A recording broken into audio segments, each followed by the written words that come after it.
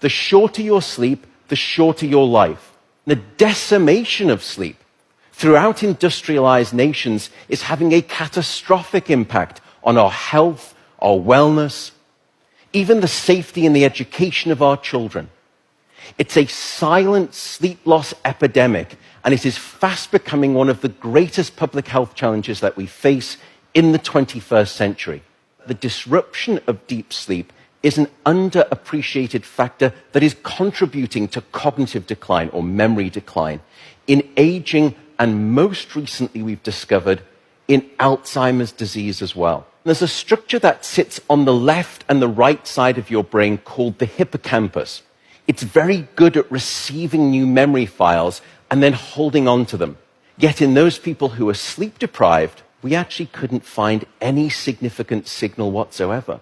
Without sleep, the memory circuits of the brain essentially become waterlogged, as it were, and you can't absorb new memories. We have since discovered that a lack of sleep will even erode the very fabric of biological life itself, your DNA genetic code.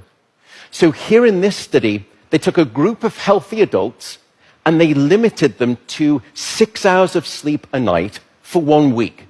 And then they measured the change in their gene activity profile relative to when those same individuals were getting a full 8 hours of sleep a night. And there were two critical findings. First, a sizable and significant 711 genes were distorted in their activity, caused by a lack of sleep. The second result was that about half of those genes were actually increased in their activity, genes associated with the promotion of tumors, genes associated with long-term chronic inflammation, and genes associated with stress, and as a consequence, cardiovascular disease. There is simply no aspect of your wellness that can retreat at the sign of sleep deprivation and get away unscathed. And at this point, you may be thinking, oh my goodness, how do I start to get better sleep? What are your tips for good sleep? The first is regularity. Go to bed at the same time, wake up at the same time. No matter whether it's the weekday or the weekend, regularity is king. And it will anchor your sleep and improve the quantity and the quality of that sleep. The second is keep it cool. Your body needs to drop its core temperature by about 2 to 3 degrees Fahrenheit to initiate sleep and then to stay asleep. And it's the reason you will always find it easier to fall asleep in a room that's too cold than too hot. So aim for a bedroom temperature of around 65 degrees or about 18 degrees Celsius. That's going to be optimal for the sleep of most people.